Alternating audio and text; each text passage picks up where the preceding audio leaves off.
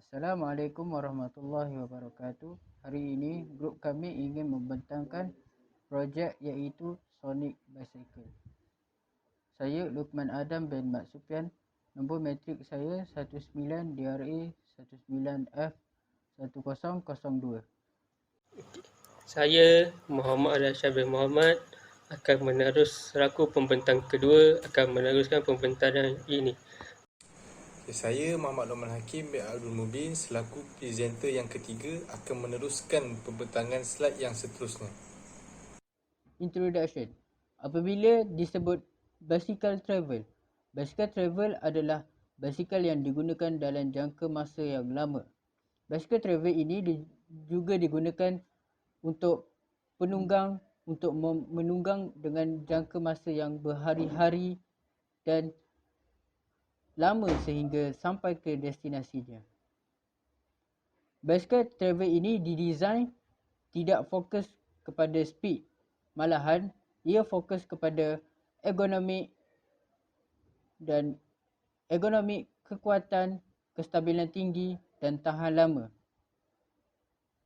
Dengan basikal ini, penunggang juga dapat menunggang dengan kos yang rendah tetapi jarak yang jauh. Seterusnya, objektif untuk projek kami adalah untuk mengkaji kapasiti penunggang untuk mengayuh basikal dalam perjalanan yang jauh dan apa yang mereka perlukan. Objektif yang kedua iaitu untuk mereka bentuk peranti tambahan yang boleh mengurangkan kelemahan stamina. Yang ketiga, untuk mereka bentuk rangka kerja peranti mudah alih kepada basikal sedia ada untuk penerokaan yang jarak yang jauh. Seterusnya adalah problem statement. Problem statement yang pertama iaitu setiap pengguna ada limit stamina. So, dengan jarak yang jauh, pengguna-pengguna akan merasa keletihan. Tetapi pengguna tersebut tidak mahu memberhentikan penunggangannya tersebut kerana perjalanannya masih lagi jauh.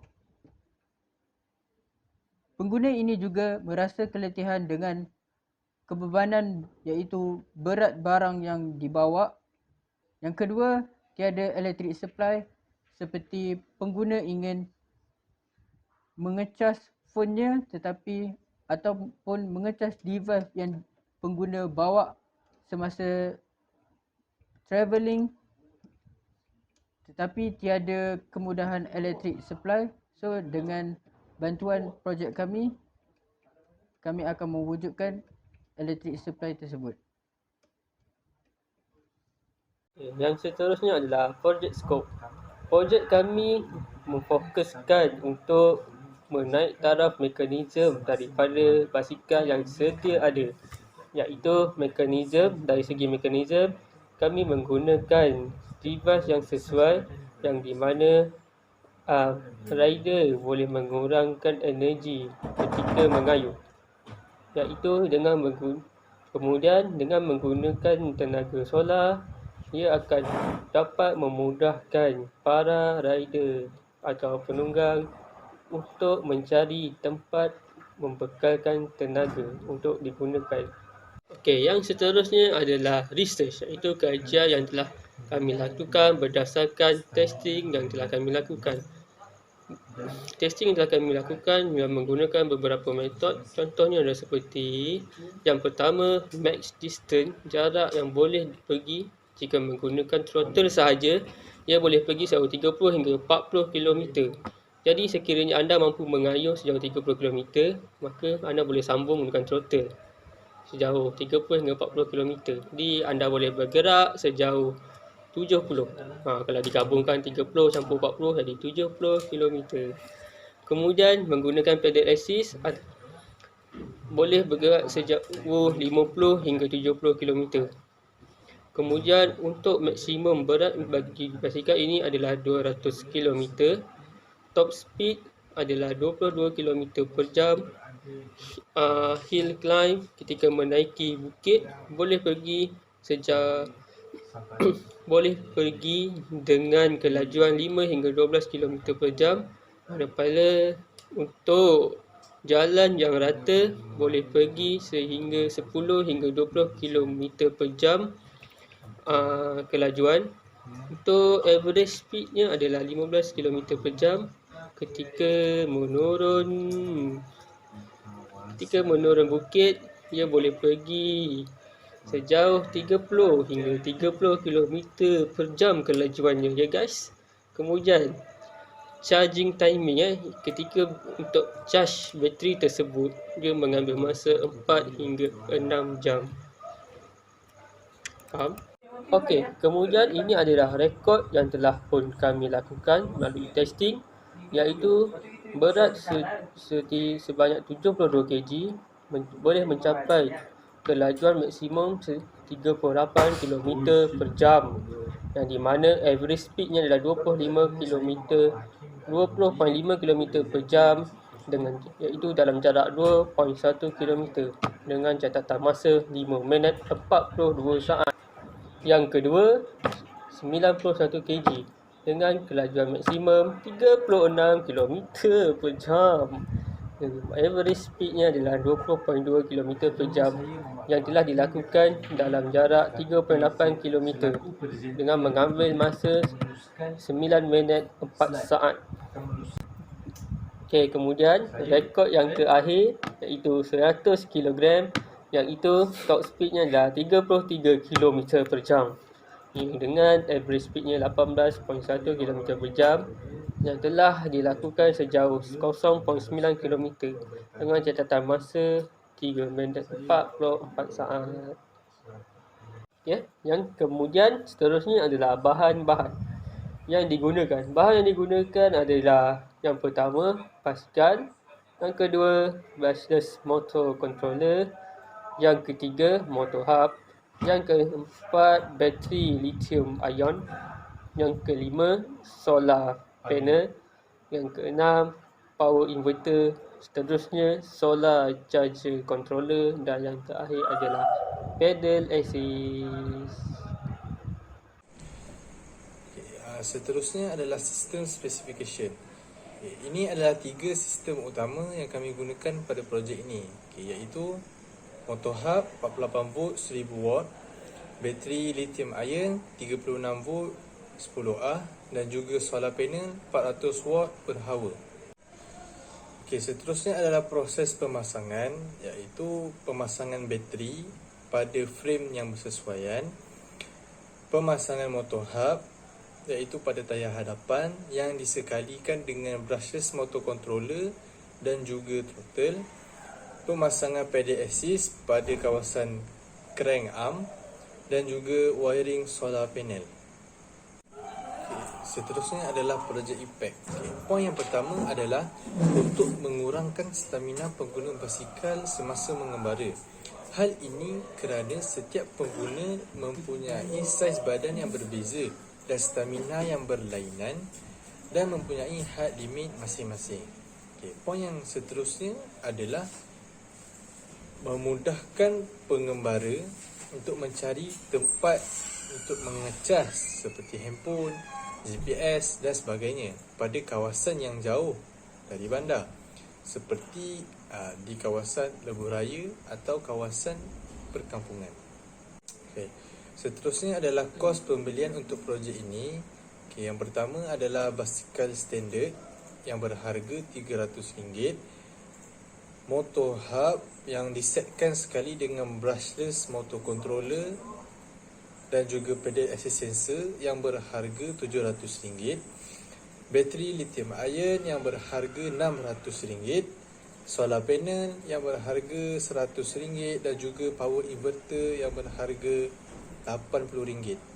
Jumlah keseluruhan pembelian kos untuk projek ini adalah berharga RM1,780. So, hari ini kami ingin mendemonstrasikan projek kami, iaitu Sonic Bike. Sonic Bike ini adalah satu basikal e-bike, iaitu electric bike. Basikal ini kami menggunakan basikal yang berframe 19 inci dan menggunakan tayar sebesar 26 inci. So di sini saya ingin menerangkan mekanisme sistem yang kami gunakan bagi menjadikan projek ini. So motor yang kami gunakan untuk e-bike ataupun sonic bike ini adalah hub motor. Hub motor ini digunakan daripada elektrik, iaitu motor elektrik yang membantu untuk menggerakkan basikal ini. So ini adalah motor yang kami guna untuk sonic bike kami. So di sini ada bateri. Bateri ini adalah container untuk one cell, iaitu chemical cell, dan dia akan convertkan kepada elektrik.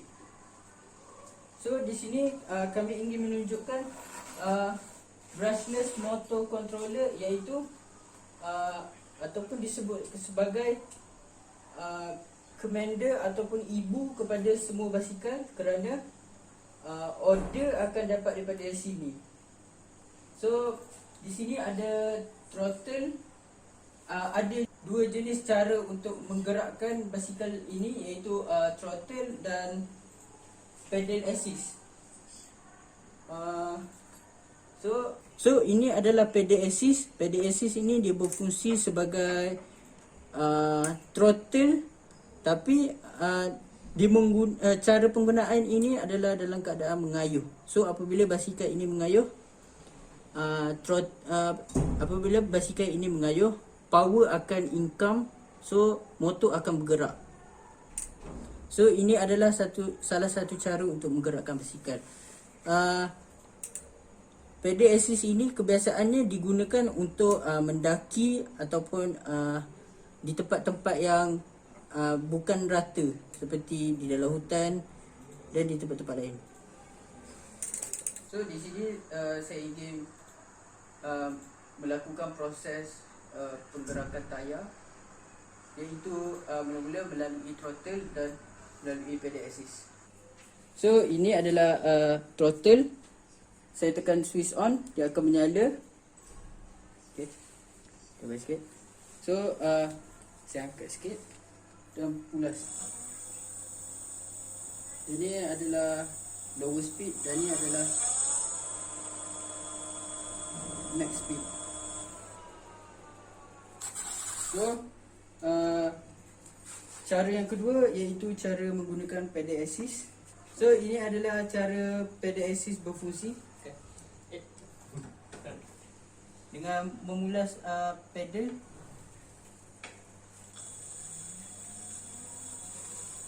dengan memulas pedal, tayar belakang akan mengusin kerana tu, dan motor juga akan berfungsi.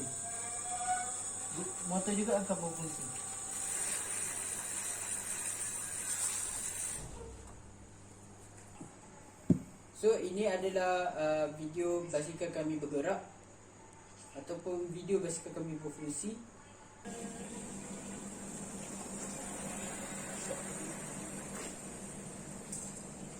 Okey, yang seterusnya, peralatan seterusnya adalah solar. Mana dari solar, ini solar, kemudian power inverter dan charge controller. Okey, fungsi solar ini adalah untuk charge device menggunakan tenaga matahari sekiranya sebarang device kita habis bateri. Kemudian tenaga solar ini akan pergi ke solar charge controller. Function solar charge controller ini adalah untuk mengontrol output yang diberikan oleh tenaga cahaya matahari, supaya tenaga tersebut tidak berlebihan diberikan kepada bateri untuk mengelakkan circuit shock circuit. Kemudian daripada charge controller ini dia akan pergi ke power inverter. Power inverter ini adalah untuk mengubah daripada cahaya matahari kepada tenaga elektrik, supaya ia boleh dialihkan kepada device yang ingin di-charge. Itu saja daripada projek kami. Sekian, terima kasih.